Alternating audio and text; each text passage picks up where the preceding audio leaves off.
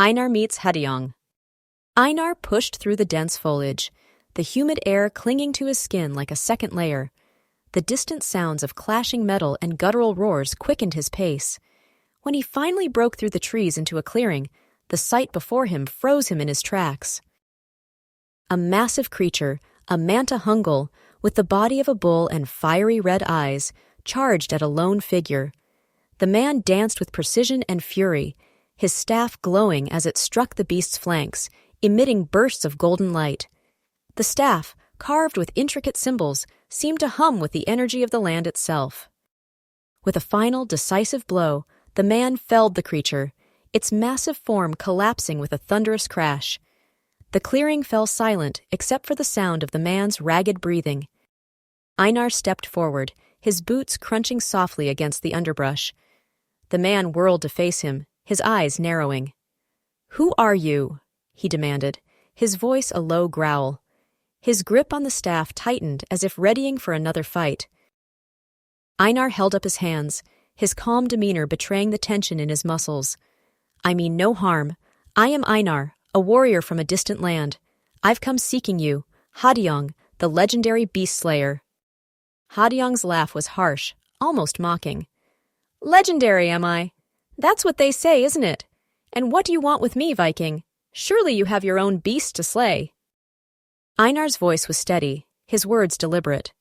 "I've faced fire and frost, storms and shadows, but this Bakunawa they speak of, it is no ordinary beast. I need your wisdom, your guidance. Alone, I cannot defeat it." Hadiong's expression darkened. "The Bakunawa is no beast. It is wrath incarnate, and it is not for outsiders to meddle in such matters." Einar took a step closer, his gaze unwavering. "Then help me understand. If you wish to protect your land, help me fight for it. Or will you let your people suffer alone?" The silence stretched, heavy and charged, before Hadiong finally lowered his staff. "You speak boldly, Viking, but words are easy. If you seek my aid, you will have to earn it." He gestured to the forest behind him. "There is a grove not far from here, sacred, guarded by forces you cannot comprehend. Bring me the orchid that blooms in its heart. Do this, and I will consider helping you." Chapter: The Trial. The jungle seemed to grow denser as Einar followed Hadiong's lead. The air was heavy with humidity, the undergrowth tugging at his boots like unseen hands. Despite the heat, a chill prickled the back of his neck. Hadiong's warnings of the sacred grove's guardians lingered in his mind. They stopped at the edge of a clearing, where Hadiong turned, his staff glowing faintly in the filtered sunlight. "This is where you prove yourself," he said, gesturing toward the thicket beyond. "The orchid blooms at the grove's heart, but it is guarded by forces older than you can fathom. Strength alone will not serve you here, Viking. Respect the land, or it will swallow you whole." Einar nodded, his expression grim. He stepped forward, and the air seemed to shift, cooler, heavier, laden with an unseen presence. The rustling of leaves grew louder, as if the trees were whispering to one another. He pressed on, his senses on high alert. The test of strength. The first trial came quickly. From the shadows emerged a tikbalang, a towering horse-headed creature with glowing eyes and sinewy limbs. It charged at him, its speed unnatural, its hooves barely touching the ground. Einar braced himself, drawing his axe in a fluid motion. He sidestepped the creature's charge and swung, but the tikbalang moved with a grace that matched its size. They danced in a deadly rhythm, the jungle echoing with the clash of axe against claw. Finally, Einar spotted an opening. Instead of delivering a killing blow, he swung the flat of his axe, disorienting the creature without drawing blood. The tikbalang paused, its gaze meeting his, and then it retreated into the trees. Einar frowned, wiping sweat from his brow. Hadiong's words echoed in his mind. "Respect the land, or it will swallow you whole." The tikbalang had been testing him just as much as Hadiong was. The test of wit. Deeper into the grove, the path split into three. Each trail was marked with symbols carved into stone, their meaning obscured. Einar crouched to examine them, his brow furrowed in concentration. He remembered the stories whispered in the marketplace, fragments of lore about the grove. He closed his eyes, piecing them together. The left path led to peril, the center to deceit, and the right to the heart. Trusting his memory, he chose the right path. The trail wound deeper into the jungle, the canopy darkening overhead. He felt the tension ease slightly as the symbols on the trees began to align with the ones he had studied. He was on the right track. The test of respect. At last, Einar reached the grove's heart. The orchid bloomed at the base of an ancient tree, its petals shimmering like molten gold. But as he stepped closer, the ground trembled, and from it rose a Diwata, a spirit of the forest, her form ethereal and glowing. Her voice resonated like the wind through leaves. "Outsider, what right do you have to claim what is sacred?" Einar paused, lowering his weapon. "I do not seek to claim it," he said, his voice steady. "Only to borrow its strength to protect the land from a greater threat. If I am unworthy, then tell me so, and I will leave." The Diwata studied him for a long moment, her eyes piercing. Finally, she nodded and vanished, the tremors ceasing. The orchid stood unharmed. Einar plucked the flower with careful hands, his heart pounding as he turned back toward the clearing. Hadiong's acceptance. When Einar emerged, Hadiong was waiting, leaning against his staff. His expression was unreadable as he studied the Viking, the golden orchid clasped in his hand. "You didn't kill the Tikbalang," Hadiong said. "You didn't desecrate the grove. Perhaps you're not as reckless as I thought." Einar handed him the orchid. "I fight to protect, not to destroy." Hadiong gave a short, sharp laugh. "We'll see if that's true when you face the Bakunawa. For now, you've earned my trust, but don't think this means I'll go easy on you." For the first time, Einar saw a flicker of respect in the beast slayer's eyes. It was a small victory, but a victory nonetheless. Chapter: The Revelation. The fire crackled softly between them, its light dancing on the jungle's shadows. The night was heavy with the sounds of the forest, but neither Einar nor Hadiong spoke, their thoughts tangled in the silence. It was Hadiong who broke it first. "Do you know the story of the Bakunawa Viking?" he asked, his voice quieter than Einar had ever heard it. Einar looked up from the blade he was sharpening. "I know it as a serpent dragon, a force of destruction." Hadiong's laugh was bitter. "Of course you do. That's what it has become. But it was not always so." The firelight flickered across Hadiong's face, casting sharp angles and shadows that seemed to carry the weight of the tale he was about to tell. "Long ago," he began, "the Bakunawa was a guardian of these lands, a spirit born of the sea, tasked with protecting the balance between nature and the people. It was revered, celebrated.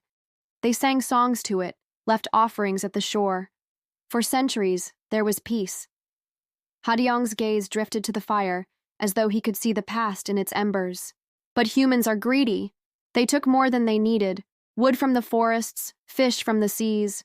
They polluted the waters the Bakunawa called home, and still they demanded its protection." He paused, his voice thick with a mixture of sorrow and anger. The Bakunawa pleaded with them to stop, but they didn't listen.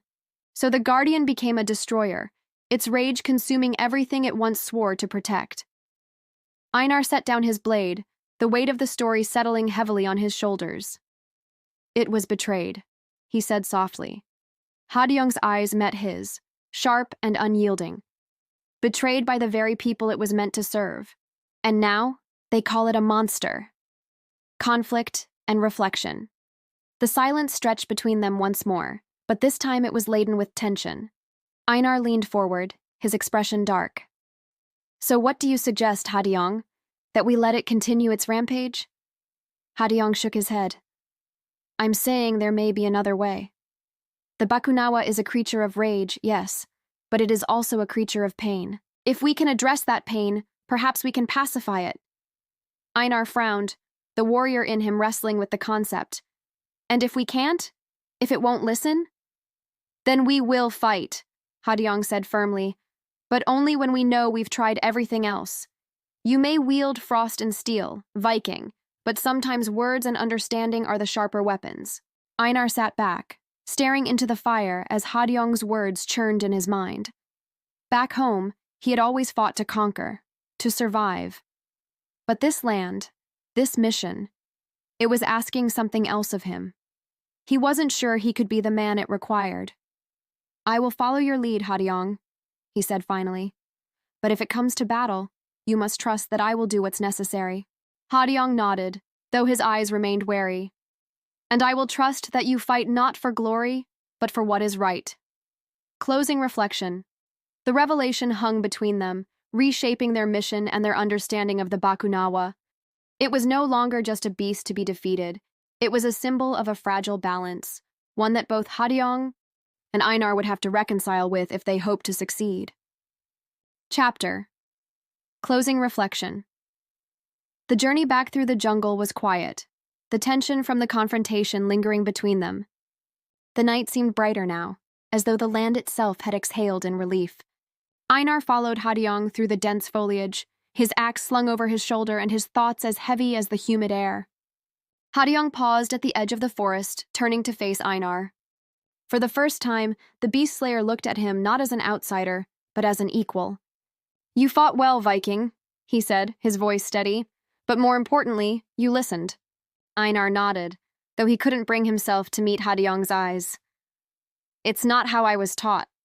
Back home, it's strength that resolves conflict, not understanding." "And yet, here you are," Hadiong replied, his gaze piercing. "Strength alone wouldn't have saved the Bakunawa, nor would it have saved this land." Einar frowned, his grip tightening around his axe. Did we truly save it, or did we only delay its suffering? Hadiong studied him for a long moment before answering. "What we did tonight gave the Bakunawa a choice: to heal, or to continue its path of destruction. The rest is up to the land and to its people." Einar's growth. As they walked, Einar reflected on the journey that had brought him here. He had come seeking a fight, expecting to conquer another beast. Instead, he had learned the power of restraint, the value of understanding a foe's pain, and the strength found in partnership. For the first time, he wondered if there was more to being a warrior than wielding frost and steel. Perhaps in the end, the greatest battles were not fought with axes and magic, but with empathy and trust. Hadiong's perspective. Hadiong too felt the weight of the journey. Einar's presence had challenged him in ways he hadn't anticipated. The Viking's strength and determination had proven invaluable, but it was his willingness to listen, to respect the land and its lore, that had earned Hadiong's trust. Hadiong had always seen outsiders as a threat to the fragile balance of his homeland, but Einar had shown him that not all came to take and destroy. Perhaps the world outside his jungle was not as hopeless as he had once believed. The Bakunawa's fate. Though the serpent dragon had retreated, its presence was far from forgotten.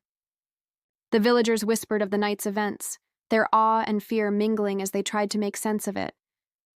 Hadiong's ritual had brought peace for now, but the Bakunawa's pain remained a reminder of the delicate balance between humanity and nature.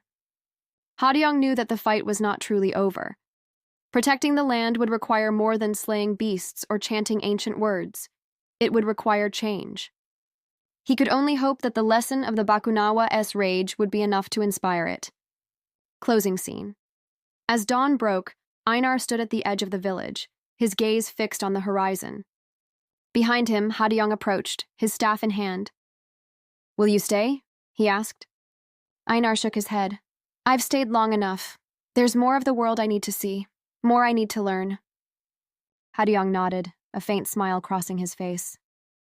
"Then take what you've learned here with you. And if you ever return, you will find a friend waiting." Einar turned, meeting Hadiong's eyes. "You've taught me more than I expected. Thank you." With that, he set off, his figure disappearing into the jungle's shadows. As Hadiong watched him go, he felt a quiet sense of hope. The outsider had come and gone, but his presence had left a mark, not just on the land, but on Hadiong himself.